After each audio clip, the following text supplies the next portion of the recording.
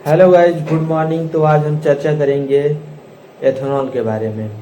अब एथेनॉल के बारे में क्यों चर्चा करना पड़ रहा है, क्योंकि मेरे पास भी गाड़ी है तो मैं भी अपना एक्सपीरियंस रखूँगा ना कुछ, कि कैसे क्या है, एथेनॉल से क्या प्रॉब्लम हो रही है, एथेनॉल से क्या फ़ायदा है ये भी बताऊँगा। क्या फ़ायदे हैं और क्या नुकसान है, मैं इसके बारे में चर्चा करूँगा। क्योंकि मेरे पास भी पेट्रोल कार है और डीजल व्हीकल भी है और बाइक भी है। और बाइक भी जब एथेनॉल नहीं बन रहा था तब की बाइक है, तो उसके बारे में भी बताते हैं। बाइक कार्बोरेटर वाली जो होती है वो बाइक है। तो आगे चर्चा करते हैं कि E20 पेट्रोल जो हमें मिल रहा है तो वो किस तरीके से फ़ायदेमंद है और ज़रूरत क्यों है XP100 की, मतलब जिसमें एथेनॉल का ब्लेंडिंग ना हो। तो इसी बारे में मैं चर्चा कर रहा हूँ। मेरे पास दो गाड़ियाँ हैं, तो दो गाड़ियाँ हैं तो मैं बारी बारी से ही चलाता हूँ। बाइक भी है, एक डीजल व्हीकल है। हेलो गाइस, नमस्कार। तो कैसे हैं आप सब। आज हम बात करेंगे एथेनॉल E20 पेट्रोल के बारे में। तो मैं आप लोगों को बता दूं कि मेरे पास भी पेट्रोल कार है जो कि है एक्सल 6, ठीक है। और अभी मैं स्क्रॉल कर रहा था रील ना, तो कल मैंने देखा कि जो एडवर्टाइजमेंट होता है, तो एक्सल 6 का एडवर्टाइजमेंट था और उस पर माइलेज शो हो रही थी 20 की। तो फिर मैं सोचने लगा, क्योंकि जब मैंने गाड़ी लिया था अपना एक्सल 6, तो जब मैंने गाड़ी लिया था तो उसका जो माइलेज था वो 24 आता था लिख के कि आपकी गाड़ी 24 का माइलेज देगी मैक्सिमम। अब गाड़ी चलाने के ऊपर डिपेंड करता है कि गाड़ी हाईवे पे चल रही है कि सिटी में चल रही है, माइलेज उस पर डिपेंड करता है। लेकिन जो एक टेस्टेड जो माइलेज होता है जो कंपनी वाले प्रोवाइड कराते हैं, हम लोगों को देते हैं कि हाँ आपकी गाड़ी इतनी माइलेज देगी। तो बात कहाँ फंसती है, बात तब फंसती है जब बहुत सारे वीडियो वायरल होने लगते हैं कि मेरी गाड़ी एथेनॉल से ख़राब हो रही है, तो मेरा फ्यूल पंप चेंज हो रहा है, तो मेरी गाड़ी माइलेज नहीं दे रही है। तो मेरे साथ क्या प्रॉब्लम आया मैं उसके बारे में बताऊंगा, और E20 से क्या फ़ायदे हैं इसके बारे में भी मैं बताऊंगा। क्योंकि फ़ायदे भी है E20 के। अगर जैसे होता है ना, अब गवर्नमेंट पेट्रोल का रेट नहीं कम कर पा रही है तो एथेनॉल मिक्स करके दे रही है। मेरे पास डीजल व्हीकल बोलेरो है और पेट्रोल व्हीकल एक्सल 6 है जो कि E20 को सपोर्ट करती है, मतलब E20 से चल सकती है और चलती भी है, ऐसा नहीं एक नहीं चलती है। तो दिक्कत कहाँ आता है, दिक्कत तब आती है मुझे कि जैसे मुझे किसी ट्रिप पे जाना है, 1 हफ्ते की ट्रिप है, तो मैं अगर डीजल व्हीकल लेकर के गया तो मेरा पेट्रोल व्हीकल खड़ा रहेगा। तो जो E20 होता है वो टाइम के साथ साथ वो कंटेमिनेटेड हो जाता है, तब उसमें अशुद्धियाँ बनने लगती हैं। उसमें जब अशुद्धियाँ बनने लगती हैं तो दिक्कत कहाँ आती है, मेरा जो पेट्रोल है जब वो अशुद्ध होने लगेगा, मतलब पेट्रोल की तरह नहीं रह जाएगा।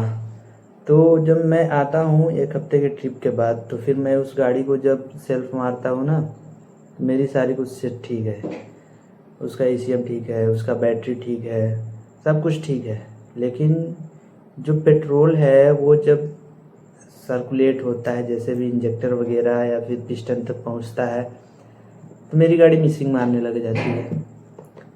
मिसिंग मारने लग जाती है तो ये कोई दिक्कत नहीं है, वो जब गाड़ी चलती है तो फिर ठीक हो जाती है। लेकिन वो मिसिंग मारती है। पहले दिन जैसे मैं ट्रिप पर से आया, उस गाड़ी को चालू किया, ले गया कहीं, तो जब भी उसको स्टार्ट करूँगा वो मिसिंग मारेगी। जहाँ पे मुझे पावर की ज़रूरत होगी वहाँ पावर लैग कर जाएगा। तो ये दिक्कतें आती है। मतलब एकदम से मेरी गाड़ी ख़राब नहीं हुई है, लेकिन ये मिसिंग वाला प्रॉब्लम उसमें आ जाता है। अब मैं ये बताऊंगा, ये तो हो गया कि E20 पेट्रोल से नुकसान कैसे होते हैं। अब इसके मैं फ़ायदे बताता हूँ। जैसे मान लीजिए मैं डीजल व्हीकल लेके गया था ट्रिप करने, तो मैं पेट्रोल व्हीकल भी तो लेके जा सकता हूँ। तो जब इसको मैं लेके जाता हूँ तब ये फ़ायदा है E20 का। क्योंकि जब किसी ट्रिप पे आप जाते हैं तो मैक्सिमम गाड़ी आपकी हाईवे पे चलती है, और हाईवे पे गाड़ी हाई RPM पे होती है। जैसे गाड़ी 90 चल रही है, 100 चल रही है, 80 चल रही है, तो हाई RPM पे होती है। अगर थोड़ा बहुत फ्यूल में कुछ अशुद्धियाँ भी होती है तो वो बर्न हो जाती है।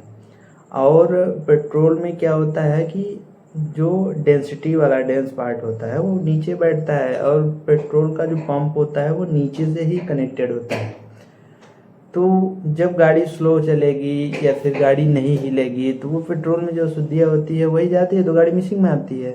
लेकिन जब गाड़ी हाईवे पे चलती है, तो हाईवे पे जब गाड़ी चलती है तो जैसे मुझे जाना है 800 किलोमीटर, तो कम पेट्रोल में तो जाएगा नहीं, टैंक फुल होती है, टैंक फुल होती है, ताज़ा पेट्रोल होता है। अगर पेट्रोल पंप से फ्यूल सही मिला तो, नहीं तो अगर पंप पे भी ऐसे ही हाल हुआ, पेट्रोल पुराना है या फिर वो अशुद्धि वाला है, तो फिर नहीं मज़ा आएगा।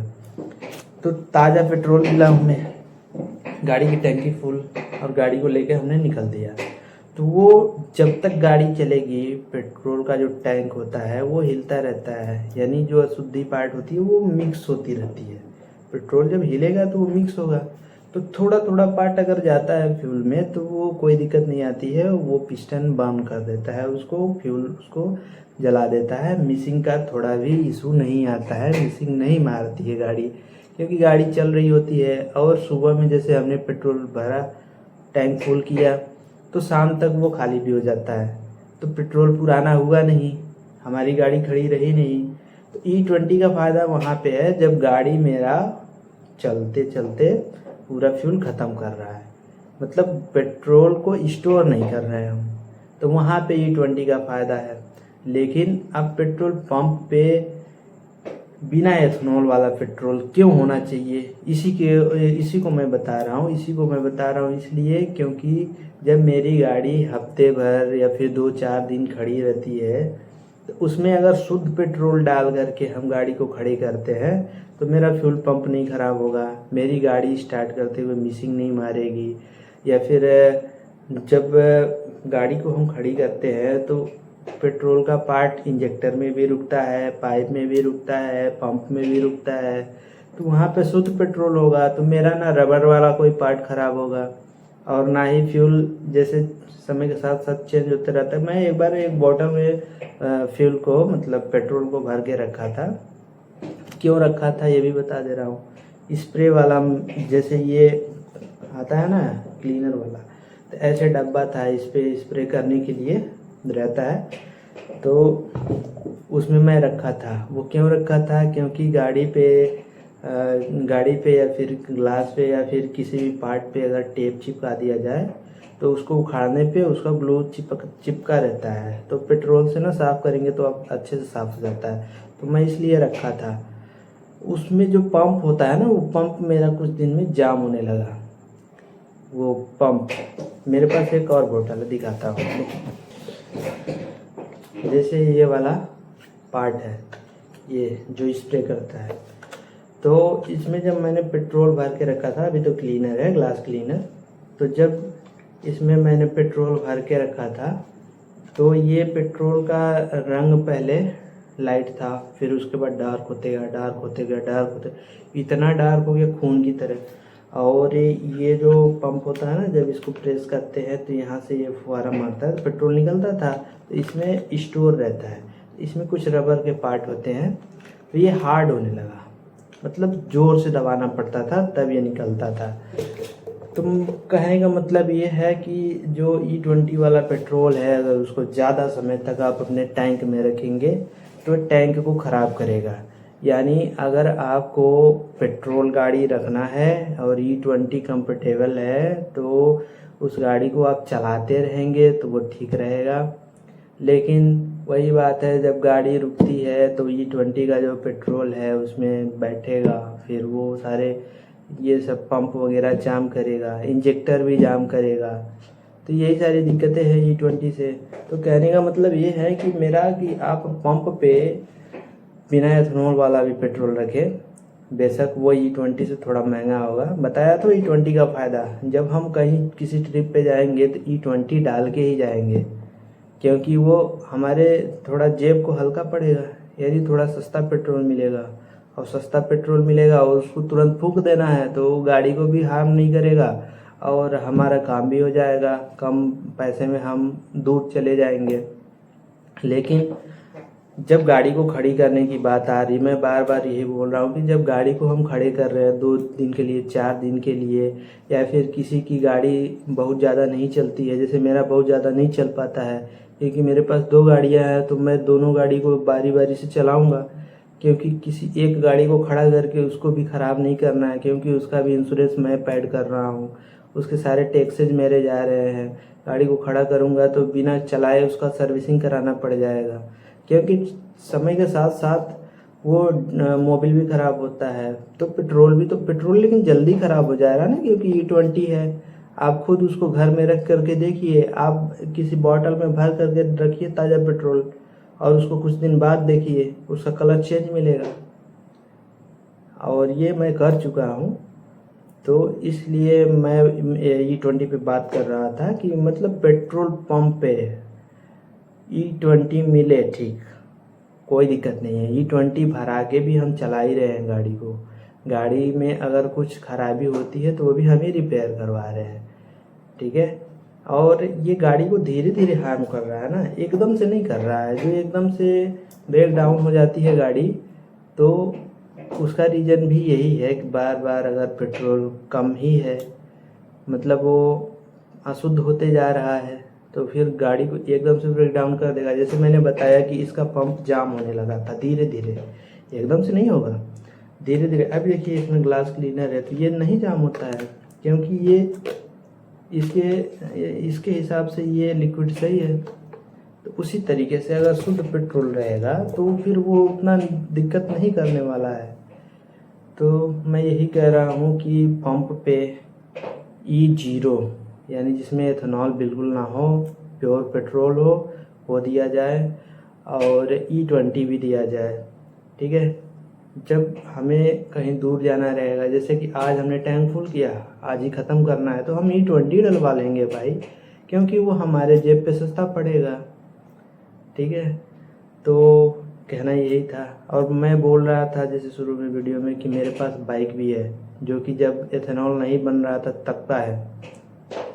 तो पहले कार्बोरेटर वाली बाइक आती थी, तो कार्बोरेटर में क्या होता है ना, एक सबसे नीचे पार्ट होता है, एक डब्बा सा, उसमें पेट्रोल स्टोर होता है, ठीक है।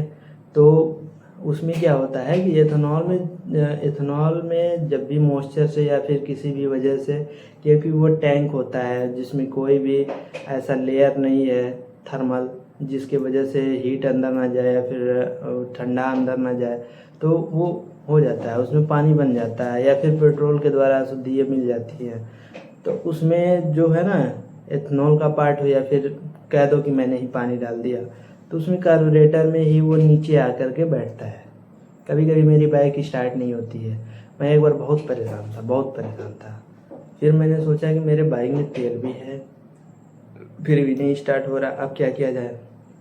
मैंने स्क्रू ड्राइवर लिया, और कार्बोरेटर में एक स्क्रू होता है सबसे नीचे, जब उसको खोलेंगे ना तो सबसे नीचे वाला जो पेट्रोल स्टोर होता है उसमें वही गिरता है, वही ओवरफ्लो वाला पाइप से गिरता है। तो मैंने उसको खोला तो सारा पानी निकल रहा है, तो पानी की तरह निकला, और मैंने निकालने के बाद जब पेट्रोल का महक आने लगा तो मैं समझ गया कि इसमें पानी था और वो पेट्रोल आ गया है अब। तो अब मैंने बंद कर दिया, बंद करने के बाद मैंने स्टार्ट किया, तुरंत मेरी गाड़ी स्टार्ट हो गई। तो बाइक में तो ठीक है, मैं एक स्क्रू ड्राइवर लेकर के अपना काम कर ले रहा हूँ, मेरी गाड़ी बच जा रही है, मेरी गाड़ी चल जा रही है। और कार्बोरेटर है, ज़्यादा इलेक्ट्रॉनिक्स है नहीं, तो उसमें कोई दिक्कत नहीं है, ना कोई सेंसर का दिक्कत, ना कुछ, सारा कुछ मैनुअल है, खुद कर ले रहे हैं, खुद चला ले रहे हैं। लेकिन कार में दिक्कत ये हो जाती है ना कि अब उसमें हम सब कुछ नहीं कर सकते हैं। उसका फ्यूल टैंक अगर साफ़ करना होगा तो हम नहीं कर पाएंगे, उसको मैकेनिक के पास ले जाएंगे, और मैकेनिक भी तुरंत नहीं कर पाता, वो सारा खोलता है, उतारता है, फिर पंप साफ़ करेगा, सब कुछ।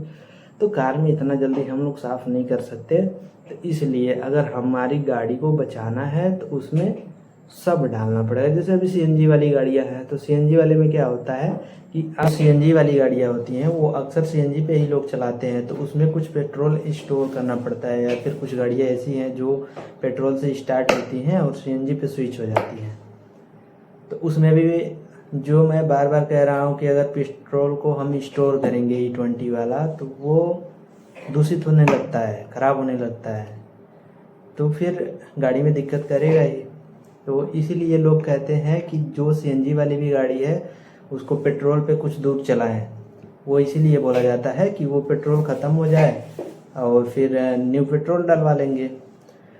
तो ये सीएनजी वाले का मैं बता रहा था। अब फिर बात आ गई कि पेट्रोल पंप पे E20 भी चाहिए और E0 यानी XP100 यानी प्योर पेट्रोल भी चाहिए। तो गाड़ी को तभी हम बचा पाएंगे गाइस। तो मेरा जो भी वीडियो का ये मतलब था यही था कि पंप पे हर तरीके का पेट्रोल दिया जाए। आप ये 85 भी दे दो ना, ये 85 भी दे दो, जिसको ज़रूरत होगा वो लेगा, जिसको नहीं ज़रूरत होगा वो E0 डलवाएगा यानी प्योर पेट्रोल डलवाएगा। सस्ता महंगा क्या हो रहा है, आप हम लोगों के कहने से थोड़ी कम ज़्यादा कर रहे हो। आपको जो मन में आ रहा है आप रेट लगा दे रहे हैं, बता दे रहे हैं कि ये ड्यूटी लग रही है, वो ड्यूटी लग रही है। अब हम नॉर्मल लोग जा कर के चेक तो करेंगे नहीं, आपका बिल तो देखेंगे नहीं, कैसे आ रहा है कैसे जा रहा है, ये सब देखना नहीं है। आप जो पेट्रोल दे रहे हो उसी पे सर्वाइव करना पड़ जा रहा है। तो आग्रह भी है ये कि प्योर पेट्रोल भी दिया जाए ताकि हर एक आदमी अपने तरीके से खुश रहे। जब हर चीज़ मिलेगा तो कोई कुछ भी करेगा। किसी के वहाँ पे गैस सिलेंडर भी है फिर भी वो चूल्हे पे खाना बना रहा है। तो आप प्योर पेट्रोल दीजिए ना, जो मन करेगा जिसको वो डलवाएगा, जिसको नहीं मन करेगा नहीं डलवाएगा। मेरी गाड़ी खड़ी करनी है, मुझे अपनी गाड़ी का पार्ट्स बचाना है तो मैं प्योर पेट्रोल डाल के खड़ा करूँगा और फिर जब मुझे चलाना रहेगा तो मैं E20 डाल के अपना रन कर लूँगा। तो हर तरीके का आप ऑप्शन दीजिए ना, ऑप्शन ज़रूरी है। तो मेरे कहने का मतलब ये है कि पेट्रोल पंप पे हर तरीके का पेट्रोल हो जिससे अपनी ज़रूरत के हिसाब से लोग डलवा लें। तो आगे भी वीडियो अगर बनाएंगे, अगर ये टॉपिक आप लोगों को अच्छा लगा तो लाइक कीजिएगा, अपने फ्रेंड के पास शेयर कीजिएगा। सब्सक्राइब करना ना करना ये मैं नहीं भूलूँगा क्योंकि बहुत दिनों बाद मैं वीडियो डाला हूँ, इस तरीके का वीडियो डाला हूँ। तो बाकी सब बढ़िया है, चलते हैं, बाय।